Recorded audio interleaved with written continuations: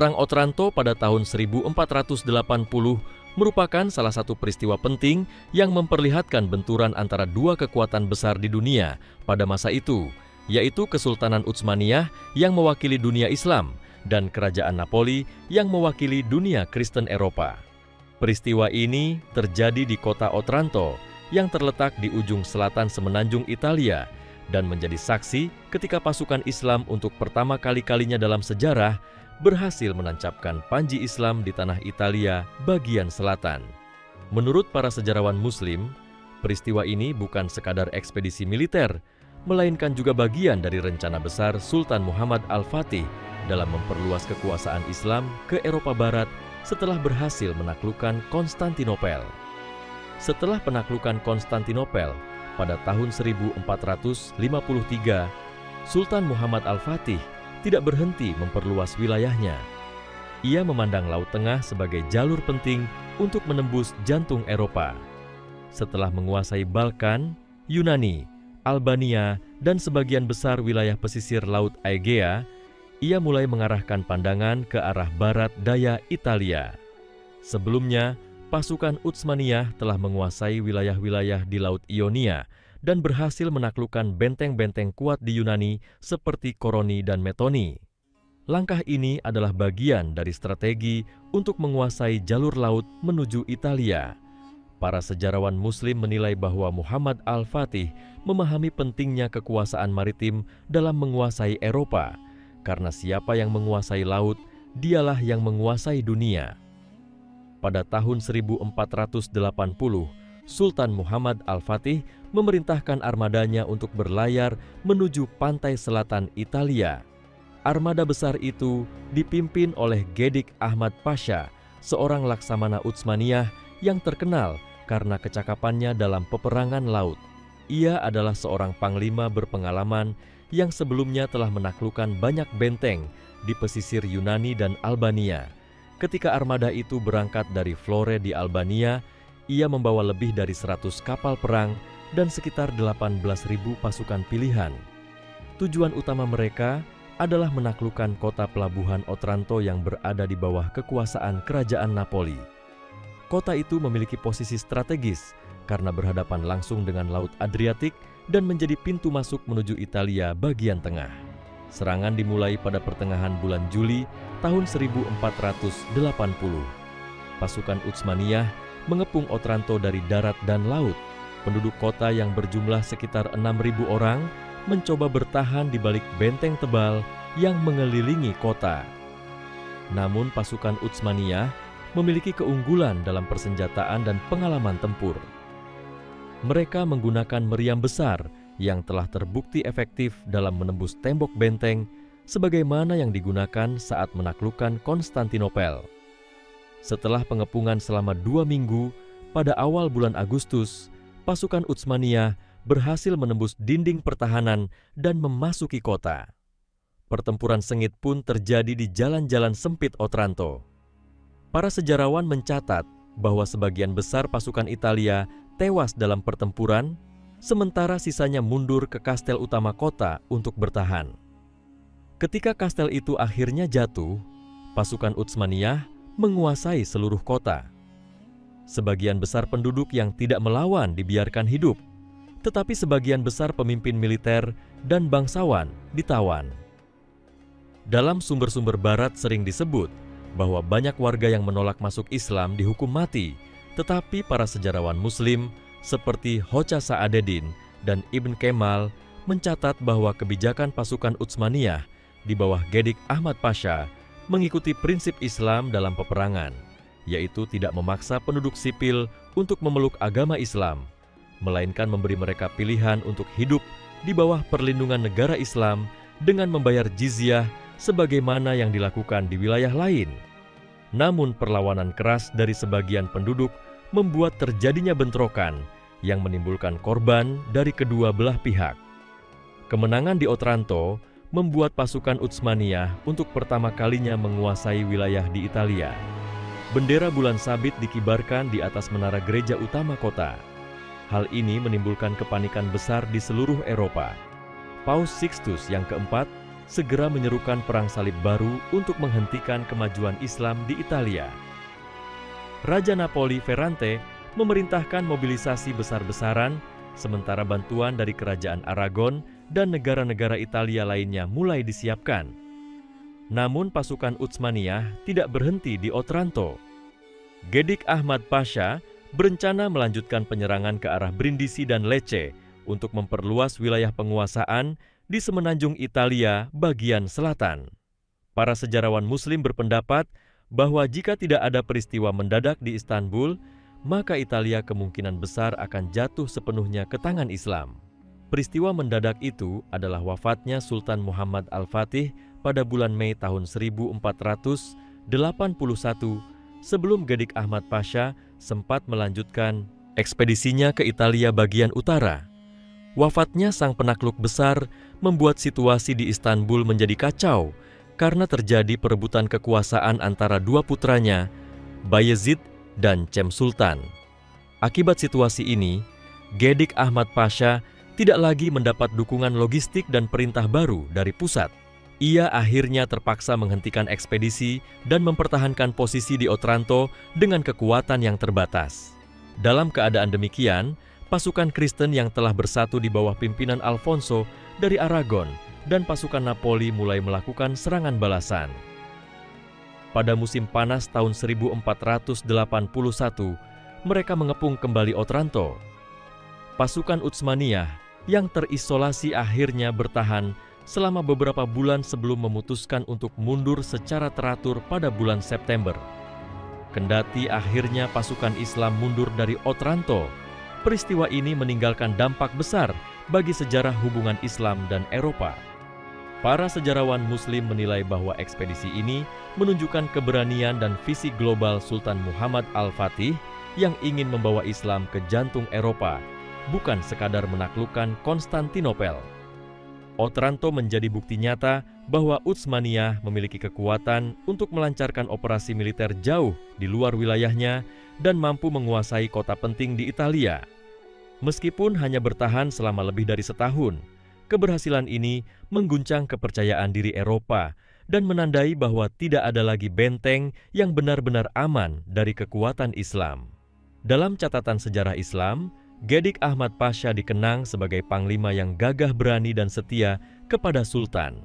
Ia tidak hanya dikenal karena kemenangan militernya, tetapi juga karena kemampuannya menjaga disiplin pasukan dan memperlakukan penduduk setempat dengan kebijakan yang beradab. Ia menyadari bahwa ekspedisi ke Italia bukan semata perang penaklukan, tetapi juga bagian dari dakwah Islam yang membawa keadilan dan ketertiban. Beberapa ulama yang ikut serta dalam ekspedisi itu mencatat bahwa banyak penduduk Italia yang terkesan dengan sikap para prajurit Utsmaniyah yang tidak merampas atau merusak harta benda warga sipil, berbeda dengan kebiasaan perang di Eropa pada masa itu. Hal ini memperlihatkan bahwa semangat jihad dalam Islam bukan untuk menghancurkan, tetapi untuk menegakkan kebenaran. Sebagian sejarawan Muslim modern juga menilai bahwa ekspedisi Otranto adalah kelanjutan dari semangat futuhat Islam yang telah dimulai sejak masa Khulafaur Rasyidin, ketika pasukan Islam menembus Spanyol pada abad ke-8. Sultan Muhammad Al-Fatih ingin menghidupkan kembali semangat itu dengan menjadikan Italia sebagai pintu menuju Roma. Ia sering mengutip sabda Nabi Muhammad SAW yang berbunyi, Roma pasti akan ditaklukkan. Menurut sebagian riwayat, beliau sangat berharap dapat menaklukkan Roma sebagaimana beliau telah menaklukkan Konstantinopel. Meskipun cita-cita itu tidak tercapai karena ajal menjemputnya lebih dahulu, ekspedisi Otranto menjadi bukti bahwa janji Rasulullah tidak pernah dilupakan oleh para khalifah Islam. Setelah pasukan Utsmaniyah mundur, Otranto kembali ke tangan kerajaan Napoli, tetapi trauma dan ketakutan terhadap kekuatan Islam terus membayangi Italia selama beberapa dekade. Mereka memperkuat benteng-benteng di sepanjang pantai dan memperluas armada laut untuk menghadapi kemungkinan serangan berikutnya. Namun dalam pandangan para ulama dan sejarawan Muslim, kemenangan di Otranto tetap dianggap sebagai karunia Allah yang menunjukkan kebesaran Islam. Walaupun hanya sesaat, panji Islam pernah berkibar di tanah Italia, menandai jejak perjuangan yang tidak akan hilang dari catatan sejarah umat Islam. Para sejarawan Muslim kemudian menilai bahwa peristiwa Otranto mengandung pelajaran besar tentang kesungguhan dan visi besar seorang pemimpin yang ingin menyebarkan risalah Islam ke seluruh penjuru dunia. Sultan Muhammad Al-Fatih tidak hanya berpikir dalam lingkup Asia atau Timur Tengah, melainkan melihat seluruh dunia sebagai ladang dakwah. Ia memahami bahwa untuk menegakkan kalimat Allah di muka bumi, umat Islam harus memiliki kekuatan ilmu, strategi, dan keberanian. Gedik Ahmad Pasha dan para pasukannya mewariskan contoh tentang arti kesetiaan, disiplin, dan semangat jihad yang tinggi. Sejarah mencatat bahwa kemenangan dan kekalahan hanyalah bagian dari perjalanan panjang, namun semangat untuk menegakkan kebenaran tidak pernah padam. Maka Perang Otranto tetap dikenang sebagai salah satu episode gemilang dalam sejarah perjuangan Islam di Eropa, yang menyinarkan pesan bahwa kekuatan iman mampu menembus batas dunia dan waktu.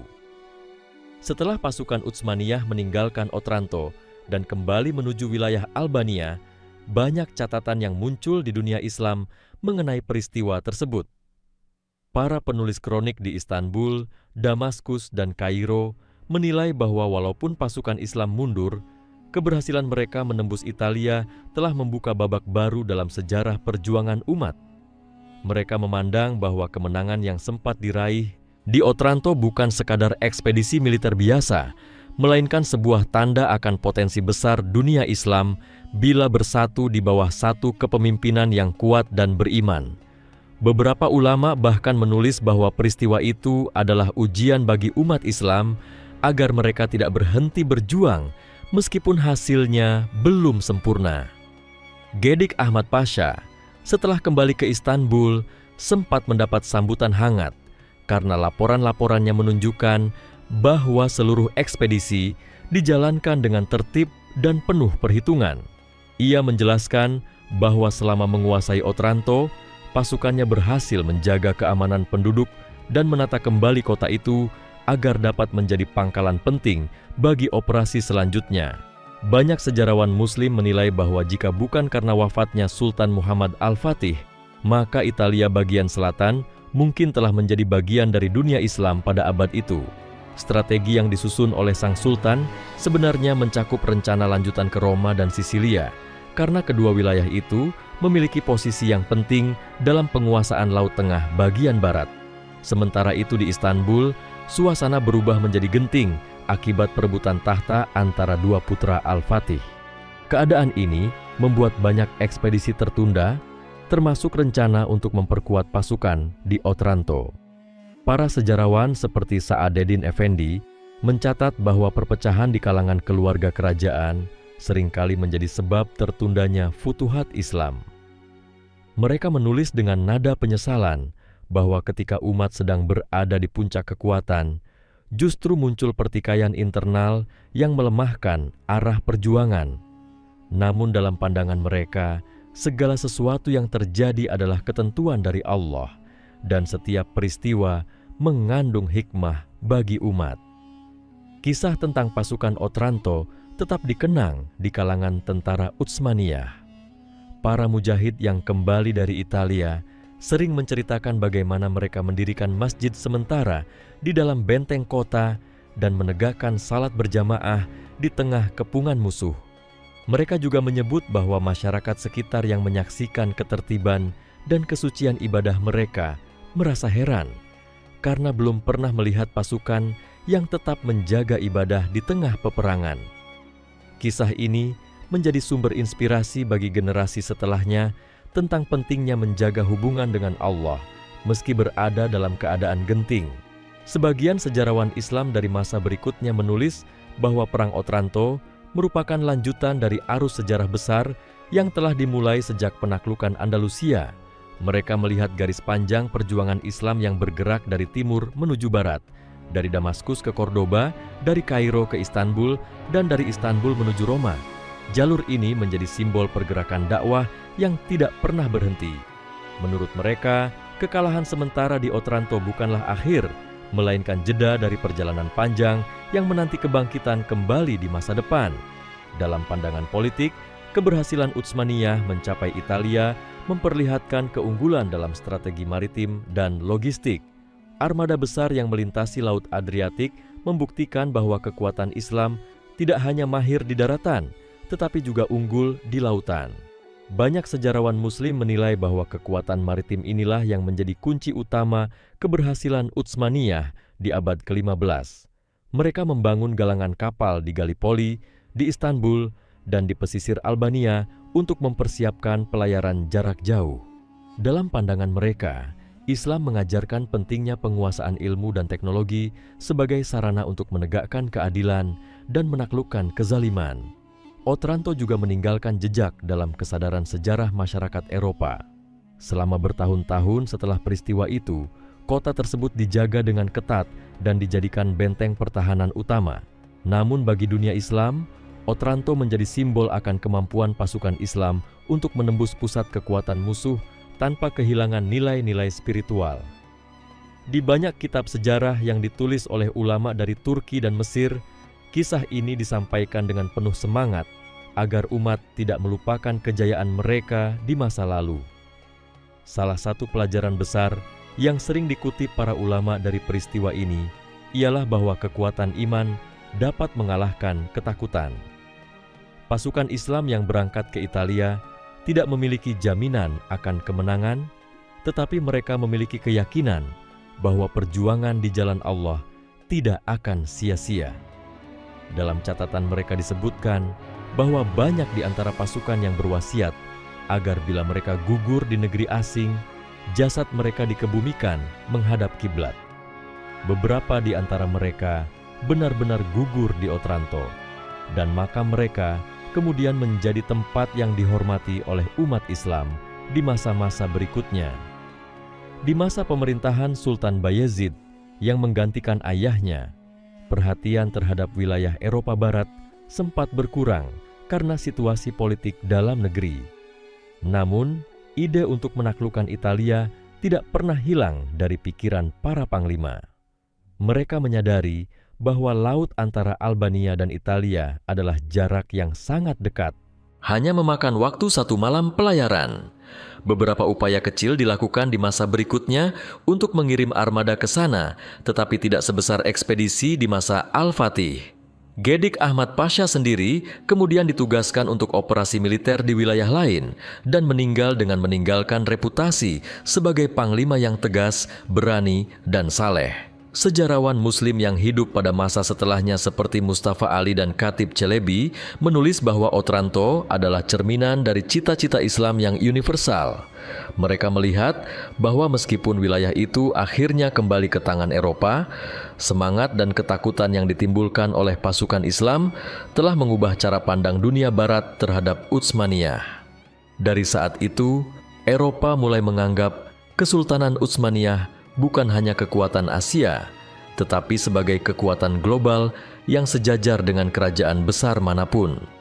Para ulama kemudian mengaitkan peristiwa ini dengan nubuat Rasulullah tentang penaklukan Roma. Mereka mengatakan bahwa setiap langkah yang dilakukan oleh para penakluk Islam adalah bagian dari perjalanan menuju penggenapan janji itu.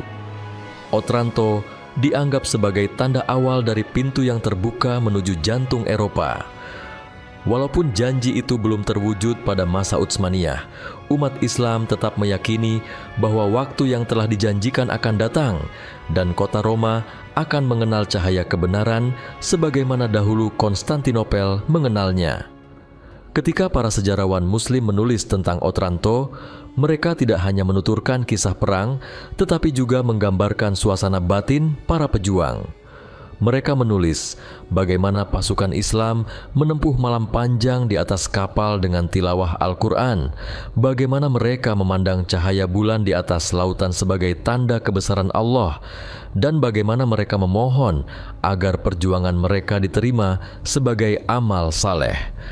Gambaran ini menunjukkan bahwa dalam pandangan Islam, perang bukanlah semata urusan kemenangan dunia, melainkan ibadah yang dijalankan dengan niat yang suci. Hingga kini, kisah Otranto masih dikenang oleh banyak sejarawan Muslim sebagai salah satu momentum besar dalam sejarah Islam di Eropa. Ia menjadi simbol tentang bagaimana kekuatan iman mampu membawa umat Islam melangkah jauh melintasi benua. Walau akhirnya pasukan itu mundur, namun semangat mereka tidak pernah padam dalam ingatan sejarah. Setiap generasi Islam yang membaca kisah itu akan menyadari bahwa perjuangan menegakkan kalimat Allah tidak selalu diukur dari kemenangan fisik, tetapi dari kesetiaan, keikhlasan, dan pengorbanan yang ditinggalkan oleh mereka yang berjuang di jalan Allah. Dengan demikian, Otranto bukan hanya sebuah kota di Italia, tetapi menjadi lambang dari perjalanan panjang umat Islam dalam menunaikan amanah besar yang diwariskan oleh Rasulullah kepada seluruh generasi sesudahnya. Ketika gema kisah Otranto mulai meredup di telinga orang-orang Eropa, di dunia Islam justru mulai tumbuh kesadaran baru bahwa ekspedisi itu telah menunjukkan jangkauan kekuasaan yang luar biasa. Para penulis sejarah di madrasah dan istana menilai bahwa keberanian pasukan Islam yang melangkah hingga ke tanah Italia adalah bukti nyata dari kekuatan spiritual dan keteguhan akidah. Mereka memandang bahwa para prajurit yang berangkat ke Otranto tidak hanya membawa senjata dan perintah militer, melainkan membawa semangat keimanan yang menjadikan setiap langkah mereka bernilai ibadah. Dalam catatan seorang ulama dari Anatolia, disebutkan bahwa mereka adalah barisan manusia yang berperang bukan untuk kekuasaan dunia, tetapi untuk menegakkan keadilan di bumi yang lama diliputi kezaliman. Setelah kepulangan pasukan Utsmaniyah dari Italia, banyak di antara mereka yang kembali ke kota asalnya dengan membawa pengalaman yang sangat berharga.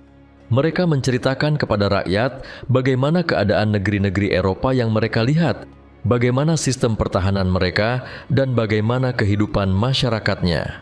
Laporan-laporan itu menjadi bahan berharga bagi Istana Utsmaniyah untuk memahami lebih dalam keadaan dunia barat. Hal ini mendorong para pemikir Islam untuk mempelajari politik dan teknologi Eropa, agar pada masa mendatang umat Islam dapat mengimbangi kekuatan mereka bukan hanya dengan keberanian, tetapi juga dengan ilmu pengetahuan. Maka dari situlah muncul kesadaran bahwa ilmu dan jihad adalah dua pilar yang tidak boleh dipisahkan. Dalam pandangan para ahli sejarah Islam, Otranto menjadi titik penting dalam hubungan diplomatik antara Utsmaniyah dan negara-negara Eropa selanjutnya. Banyak penguasa Italia yang setelah peristiwa itu mulai berhati-hati dalam bersikap terhadap Istanbul. Mereka menyadari bahwa kekuatan Utsmaniyah tidak bisa diremehkan. Sebagian di antara mereka memilih berdamai dan menjalin perjanjian perdagangan, karena mereka tahu bahwa peperangan melawan kekuatan sebesar itu hanya akan membawa kehancuran bagi kerajaan mereka. Hal ini menunjukkan bahwa walaupun pasukan Islam tidak lagi berada di Otranto, pengaruh mereka tetap terasa melalui politik dan puluhan tahun dari peristiwa Otranto, gema perjuangan itu tetap bergaung di telinga para penulis dan ulama di Istanbul, Kairo, dan Aleppo. Mereka tidak melihat Otranto sebagai kegagalan, melainkan sebagai batu pijakan menuju cita-cita besar yang lebih jauh. Banyak penulis sejarah yang menyebut bahwa peristiwa itu menjadi bukti bahwa dunia Islam memiliki semangat ekspansi yang tidak hanya berlandaskan pada ambisi, tetapi pada dorongan dakwah yang mengakar pada ajaran Rasulullah. Mereka menegaskan bahwa setiap ekspedisi yang dipimpin oleh para penakluk Muslim selalu mengandung unsur moral dan keadilan, bukan sekadar pencarian wilayah atau harta rampasan. Beberapa dekade setelah ekspedisi Otranto, generasi baru dari ulama dan ahli strategi mulai meninjau kembali dokumen dan laporan perang yang ditinggalkan oleh Gedik Ahmad Pasha. Mereka menemukan bahwa strategi laut yang digunakan dalam penyerangan ke Italia menjadi landasan bagi kemajuan militer Utsmaniyah di abad-abad berikutnya. Dari pengalaman itu, para perancang kapal mulai memperbaiki bentuk galangan agar lebih tangguh menghadapi gelombang dan serangan meriam. Armada laut yang kemudian dibangun di bawah pemerintahan Sultan Selim dan Sultan Sulaiman banyak mengambil pelajaran dari ekspedisi Otranto. Dengan demikian, peristiwa itu tidak berhenti sebagai kenangan, melainkan menjadi sumber pembelajaran yang memperkuat kekuatan maritim Islam di masa depan. Dalam naskah-naskah tua yang ditemukan di perpustakaan Istanbul, para penulis mencatat bahwa ketika berita kemenangan Otranto sampai ke berbagai negeri Islam, banyak ulama yang memuji keberanian pasukan tersebut dalam khutbah dan tulisan mereka. Mereka menyebut para penakluk sebagai pembawa panji tauhid di tanah yang sebelumnya belum pernah dijangkau oleh pasukan Islam. Bahkan di beberapa kota di Anatolia, doa bersama diadakan untuk keselamatan pasukan yang masih berada di Italia. Semua ini menunjukkan betapa besarnya pengaruh spiritual dari peristiwa tersebut terhadap umat di seluruh wilayah kekuasaan Utsmaniyah. Para sejarawan Muslim juga menilai bahwa Otranto memperlihatkan keteguhan disiplin dan manajemen militer yang jarang dimiliki oleh pasukan lain pada masa itu. Gedik Ahmad Pasha dikenal tidak pernah bertindak gegabah dalam mengambil keputusan. Ia memerintahkan agar pasukannya selalu menegakkan aturan syariat, tidak merampas harta penduduk, dan tidak merusak rumah ibadah, kecuali bila dijadikan benteng musuh. Dalam salah satu catatan disebutkan bahwa pasukan Islam menyalakan lentera di masjid darurat setiap malam untuk membaca Al-Quran dan memohon petunjuk. Tradisi ini membedakan mereka dari pasukan lain yang berperang hanya untuk kemuliaan dunia. Sementara itu, para ulama yang hidup di masa setelahnya sering menggunakan kisah Otranto sebagai pelajaran dalam ceramah dan tulisan mereka. Mereka mengajarkan bahwa kemenangan tidak selalu harus diukur dengan keberhasilan menaklukkan wilayah, tetapi dengan tercapainya tujuan spiritual dan moral dari perjuangan itu. Menurut mereka, setiap langkah menuju jalan Allah, meski hanya berlangsung sebentar, sudah dicatat sebagai bagian dari perjuangan besar umat. Karena itu, meskipun pasukan Islam akhirnya mundur dari Italia, keberanian mereka menyeberangi lautan demi meninggikan kalimat Allah tetap dihitung sebagai kejayaan yang agung di sisi Tuhan. Peristiwa itu juga menimbulkan efek psikologis di dunia Kristen.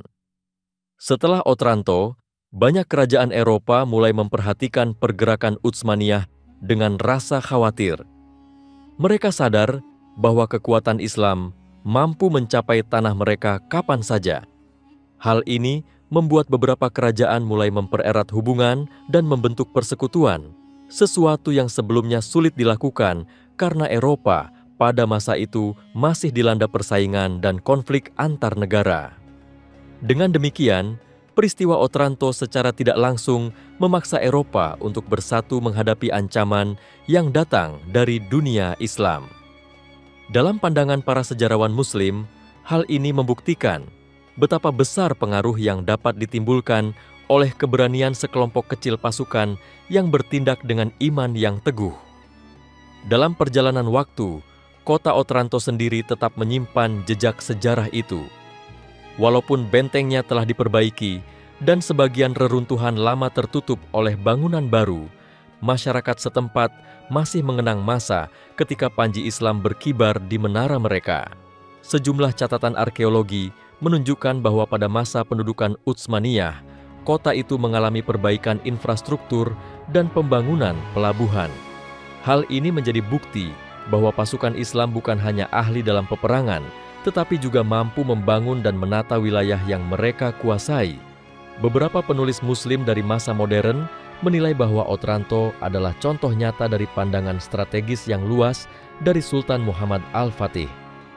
Ia tidak hanya berpikir tentang kemenangan sesaat, tetapi juga tentang membangun peradaban Islam yang menjangkau seluruh dunia. Otranto hanyalah langkah kecil dari rencana besar itu. Menurut mereka, jika Al-Fatih hidup beberapa tahun lebih lama, maka rencana untuk menaklukkan Roma mungkin benar-benar terwujud dan sejarah Eropa akan berubah secara drastis. Pandangan ini menunjukkan betapa besar pengaruh pribadi Al-Fatih dalam menggerakkan roda sejarah dunia Islam. Dalam pandangan spiritual, Otranto menjadi kisah tentang keberanian di perbatasan dunia yang jauh. Para penulis tasawuf menafsirkan ekspedisi itu sebagai lambang perjalanan seorang mukmin dalam menghadapi ujian yang berat.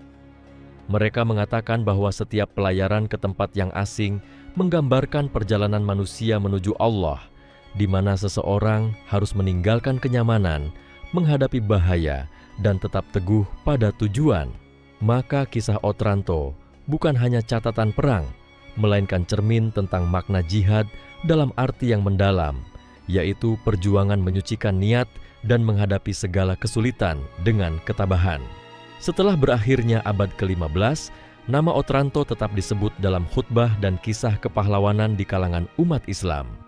Di sekolah-sekolah militer Utsmaniyah, para kadet belajar tentang strategi pengepungan yang dilakukan di sana, tentang bagaimana menghadapi medan asing, dan bagaimana menjaga semangat prajurit di wilayah yang jauh dari tanah air. Dari situ lahir generasi baru Panglima yang menjadikan Otranto sebagai teladan perjuangan. Bagi mereka, kisah itu adalah pengingat bahwa seorang pejuang sejati tidak berhenti karena rintangan, melainkan terus melangkah sampai tujuan dakwah tercapai.